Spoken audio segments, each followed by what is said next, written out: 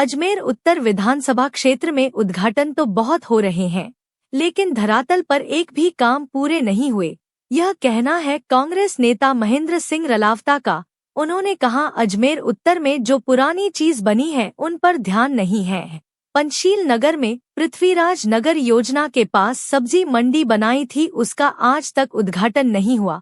बनाए जाने के बाद दुकान आवंटन नहीं की हुई। आज सब्जी मंडी की दुर्दशा हो रही है। यह सब्जी मंडी सामाजिक तत्वों का अड्डा बनी हुई है।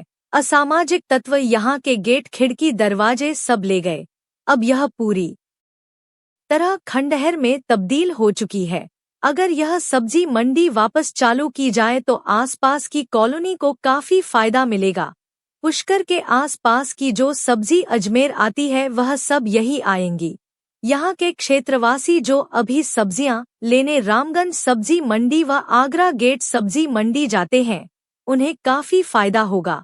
जिला प्रशासन को इस और ध्यान देने की आवश्यकता है। जब रोम जल रहा था तो नीरो बांसुरी बजा रहा था, और जब अजमेर के विकास की बात आई तो हमारे जनप्रतिनिधि लूडो खेल रहे थे कागजों के अंदर, और कागजों के अंदर न तो कोई धरातल पर कोई काम है।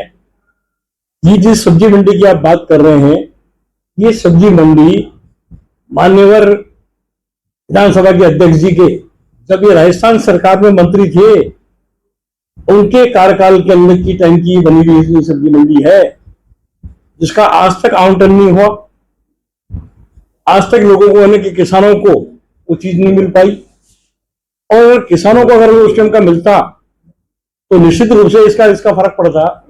आज वो पूरी खंडर में तब्दील हो गई है, झाड़ियां उग गई है, कोई सार सबल नहीं है। पर क्यों मुझे समझ में नहीं आता है कि श्रीमान, जब आप नए उद्घाटन करते हो, रोज कर रहे हो, रोज बाटे लगा रहे हो, तो जो बाटा पहले से लग चुका है उसका निर्माण पूरा हो चुका है, खंडर में तब्दील हो रही है, पहले उसका तो उद्घाटन करके उसको कार्य रूप में आप लेके आए, ताकि जब कार्य रूप में आएगी तो जो आसपास का जो किसान है वो सब्जी मंडी के अंदर रहने के बोले अपने माल को पहुंचा पाएगा।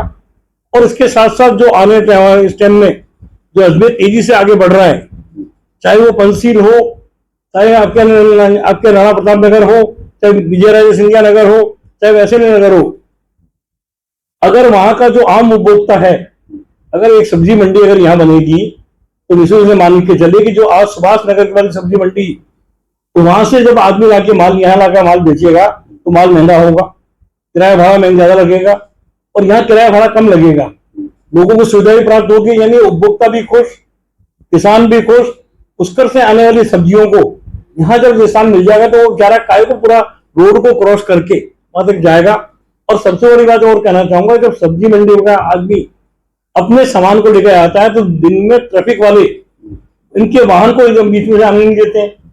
अगर ये पास में होगा तो मैं कह रहा हूँ कि हर मूवमेंट के ऊपर, और मेरे समझ में नहीं आ रहा है कि श्रीमान के नजर में जब राजस्थान है, श्रीमान के नजर में जो लेपर्ड सफारी है, श्रीमान के नजर के अंदर आना सागर है, राम सेतु है, तो ये जो आज जो इनके इलाके के अंदर है, आज भी उस बेल्ट के अंदर जो काम हो रहे हैं, चाहे वो आप कहने के राणा प्रताप नगर में हो, चाहे विजयराज सिंधिया नगर में हो, इनमें जितने भी जो पंप हाउस जितने जो बनने का काम हो रहा है, ये सब पैसा तो एडीए ने कांग्रेस के शासनकाल में जमा कराया था ना।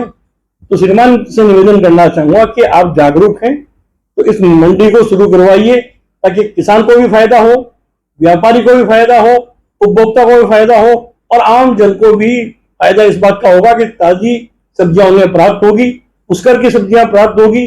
गंदे पानी में पैदा की हुई सब्जियां प्राप्त नहीं होकर जो किसान को और आम उपभोक्ताओं को पुष्कर से जुड़े हुए नागौर के इलाके से जो सब्जी आती है, वो सब्जी आने से निश्चित रूप से उनके शरीर का भी फर्क पड़ेगा, स्वास्थ्य का भी फर्क पड़ेगा।